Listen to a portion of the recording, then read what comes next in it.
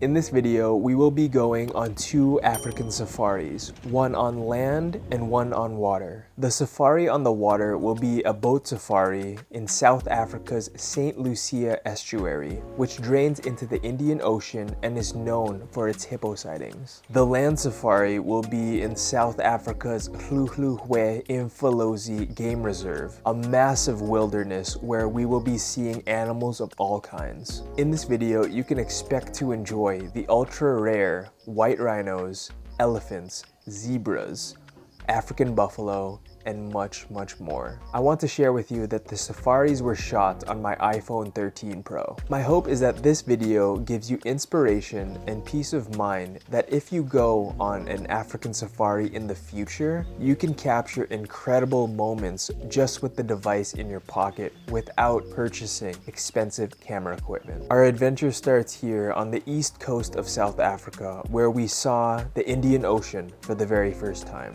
I noticed that there were fishermen on the massive coastline here and no other people. The beach here was endless, end to end, and so beautiful and breathtaking. You can see here that the St. Lucia estuary drains into the Indian Ocean, and this is where we're going to be hopping on a boat and looking for hippos. Once you've got your life jacket on and you are in the water, if the crocodiles come as you blow the whistle and the crocs come for you, what you must do is very easy. You just take out your smartphone, put it on camera, take a nice selfie with the crocodiles, send a photo to your family.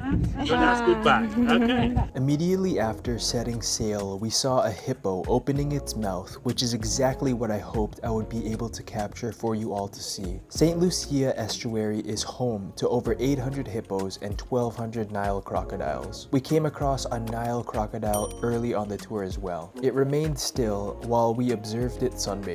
A few moments later, we came across an amazing bird called a kingfisher. I was able to capture the kingfisher hovering above the water right before it dove and caught a small fish for lunch. By far, the hippos and their families were the animals we most frequently saw on this tour. We didn't see any hippos come out of the water. This is because hippos usually come out of the water at night. If they stay too long out of the water and in the sun, their skin will get too dry and start to crack. My favorite sighting was a baby hippo. Our guide told us that baby hippos can't swim on their own. Instead, they stand on the adult hippos in the water in order to be able to surface and breathe.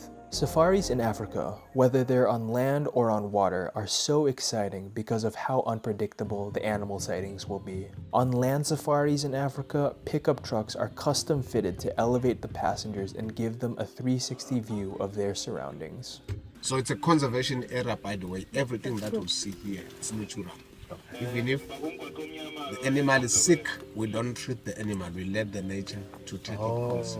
Okay. If he die, he will then become the food for other animals. Second of life. Yeah, okay. Unless if it's harmed by a human being. This is where we interfere. Okay. Yes.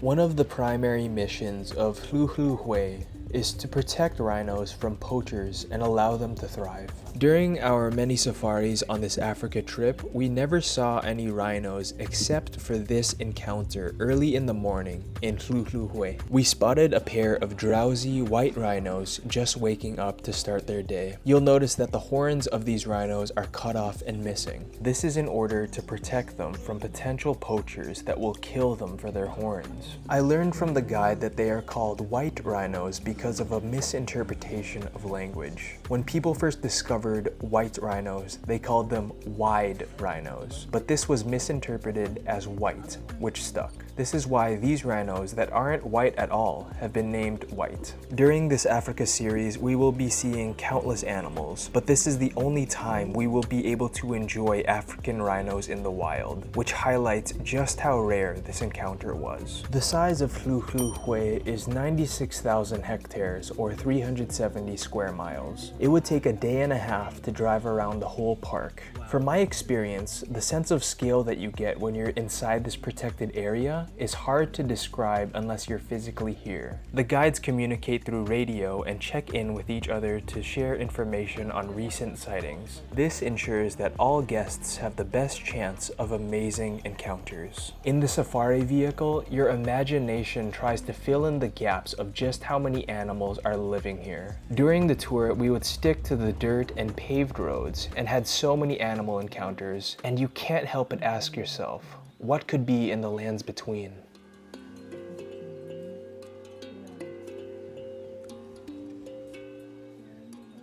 The zoo was one of my favorite places growing up. The safari experience is nothing like the zoo. These animals are free to roam these endless lands as they please. When you run into these animals, they are living their lives as nature intended without any human interference. Of course, when the safari vehicle drives up, they acknowledge that people are there, but these animals weren't threatened by us. It's surprising how silent these huge elephants are when they move. This is one of the biggest elephants I've ever seen, and I wanted to show you how easily it can disappear into the bush. That was awesome. You were just saying, I just want to see an elephant first. Oh yeah, I was just saying that I wanted to see an elephant. Right after this, we ran into a huge family of elephants. Young elephants, a few baby elephants. The whole family tree was crossing the road. Then, the biggest elephant of the group came out of the tree line and acknowledged our group. You can really tell how intelligent these animals are just by the way they move and interact with one another and their surroundings.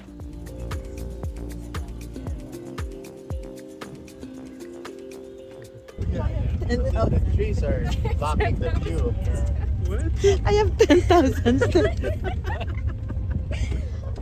Then we ran into a family of Cape buffalo. If you look closely, you can see the birds sitting on them. These birds form a symbiotic relationship with the buffalo, where the bird's job is to eat flies and bugs that could irritate the buffalo. These buffalo are actually one of the most dangerous animals you can run into here in Africa. The guide told us that animals such as elephants will warn you if they feel threatened with fake charges. These Cape buffalo will simply charge with no warning, which is deadly if you're in the way.